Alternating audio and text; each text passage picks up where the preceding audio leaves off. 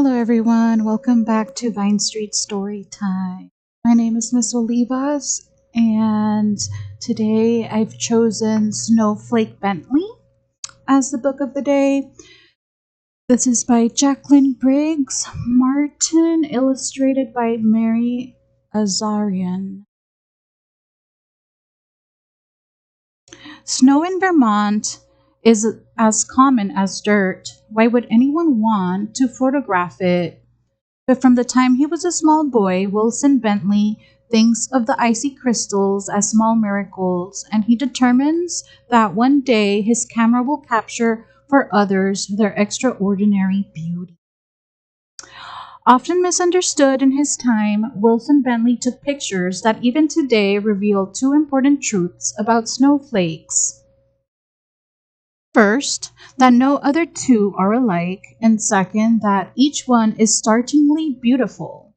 His story, gracefully told by Jacqueline Briggs Martin and brought to life in Mary Azarian's lovely woodcuts, gives children insight into a soul who had not only a scientist's vision and perseverance, but a clear passion for the wonders of nature.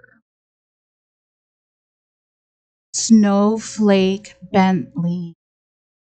And here we see a picture of a little boy and his cat. There's a candle by the windowsill, and there is snow outside. In the days when farmers worked with ox and sled and cut the dark with lantern light, there lived a boy who loved snow more than anything else in the world.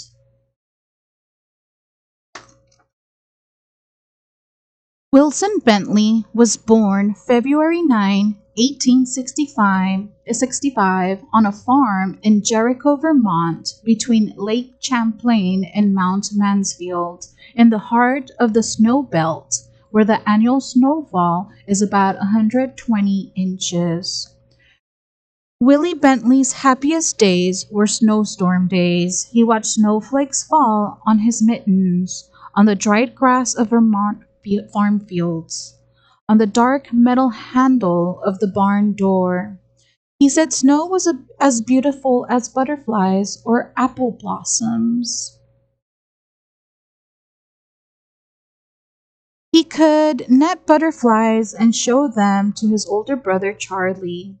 He could pick apple blossoms and take them to his mother, but he could not share snowflakes because he could not save them. Willie's mother was his teacher until he was 14 years old. He attended school for only a few years. She had a set of encyclopedias, Willie said. I read them all. When his mother gave him an old microscope, he used it to look at flowers, raindrops, and blades of grass. Best of all, he used it to look at snow. While other children built forts and pelted snowballs at roosting crows, Willie was catching single snowflakes. Day after stormy day, he studied the icy crystals. From his boyhood on, he studied all forms of moisture. He kept a record of the weather and did many experiments with raindrops. He learned that most crystals had 6 branches, though a few had 3. For each snowflake, the 6 branches were alike. I found that snowflakes were masterpieces of design, he said.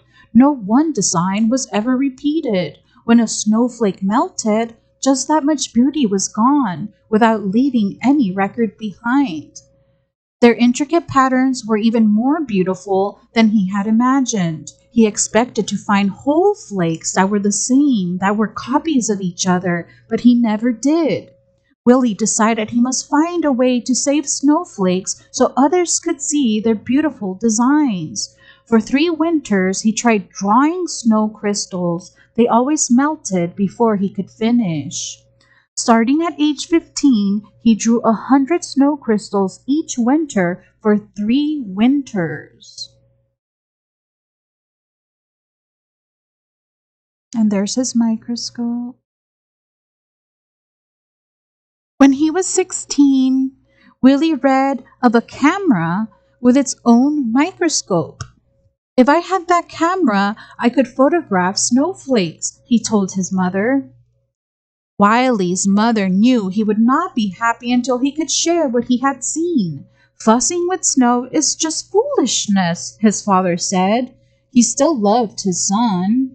When Willie was 17, his parents spent their savings and bought the camera. They were very supportive. The camera made images on large glass negatives. Its microscope could magnify a tiny crystal from 64 to 3,600 times its actual size. It was taller than a newborn calf and cost as much as his father's herd of 10 cows. Wiley was sure it was the best of all cameras. Wiley's experiment. He used a very small lens opening, which let only a little light reach the negative, but he kept the lens open for several seconds, up to a minute and a half. Even so, his first pictures were failures, no better than shadows. Yet he would not quit. Mistake by mistake, snowflake by snowflake, Willie worked through every storm. Winter ended, the snow melted, and he had no good pictures. He waited for another season of snow. One day, in the second winter, he tried a new experiment, and it worked. Wiley had figured out how to photograph snowflakes. Now everyone can see the great beauty in a tiny crystal, he said. He learned, too, that he could make the snow crystals show up more clearly by using a sharp knife to cut away all the dark parts of the negative around the crystals. This etching meant extra hours of work for each photograph, but Willie didn't mind. But in those days, no one cared. Neighbors laughed at the idea of photographing snow. Snow in Vermont is as common as dirt, they said. We don't need pictures. Willie said the photographs would be his gift to the world. While other farmers sat by the fire or rode to town with horses and sleigh, Willie studied snowstorms. He stood at the shed door and held out a black tray to catch the snowflakes.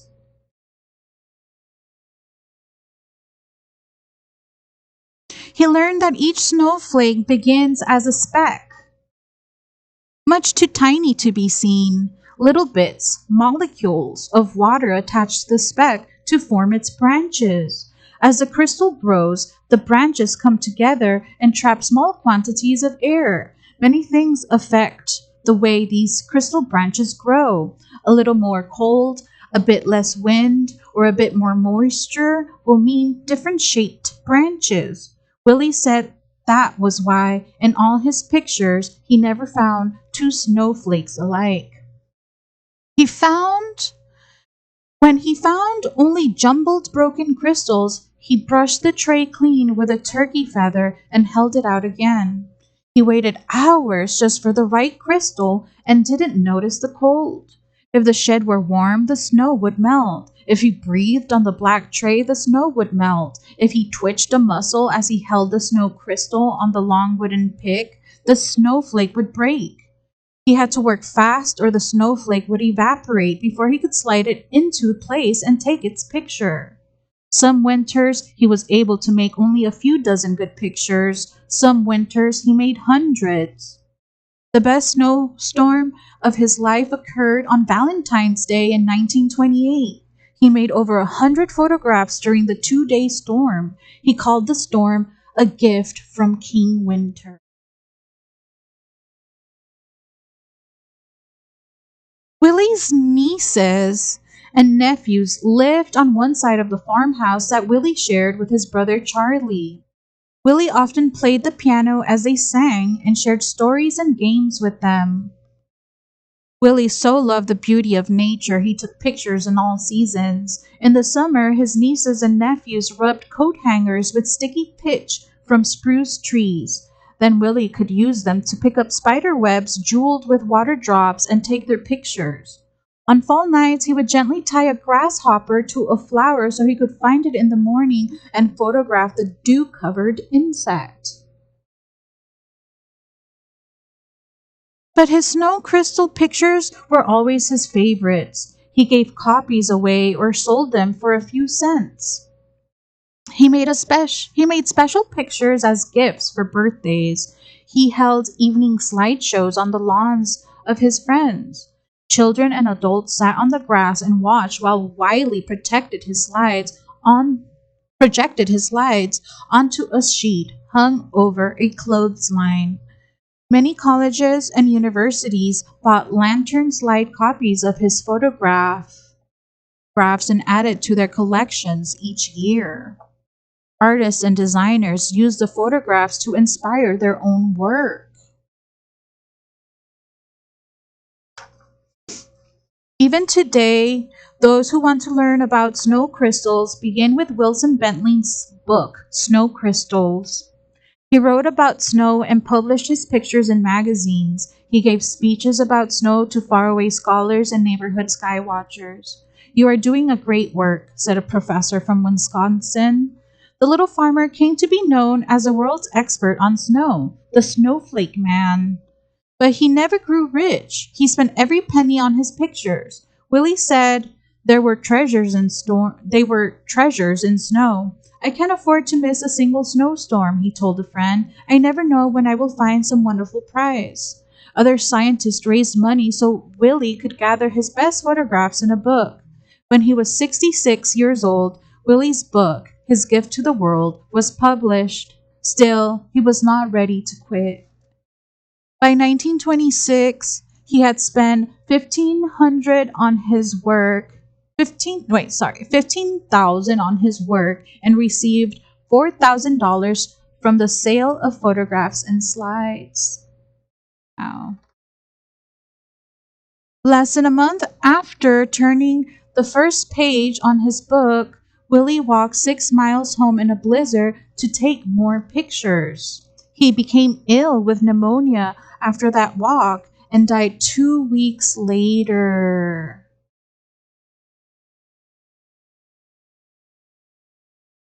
The plaque on the monument says Snowflake Bentley, Jericho's world-famous snowflake authority.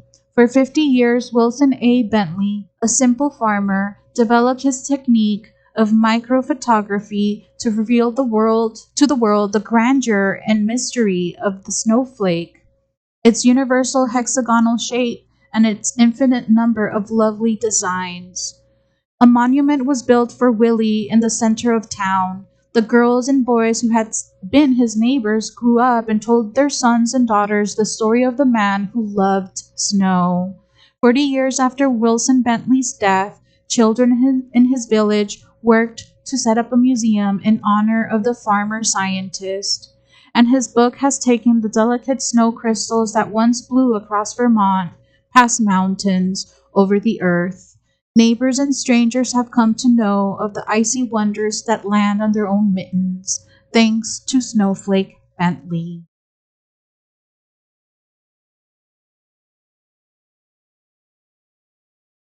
The average dairy farmer gets up at dawn because he has to go to work in the cow yard.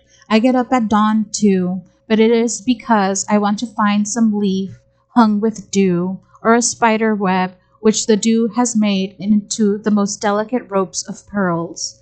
I take my camera with me, get down on my knees in the wet grass, and photograph these exquisite bits of nature. Because I do this, I can show these lovely things to people who never would have seen them without my help. They will get their daily quarter of milk, all right. Other farmers will attend to that, but I think I am giving them something which is just as important. W.A. Bentley. And here we have 3 of his snowflake photographs. And here is an actual picture of Bentley with his actual camera. I hope you enjoyed the story. This was a biography. If you would like to check out this book, it will be in the 921 BEN for Bentley. I'll see you in the next video, and happy holidays, everyone.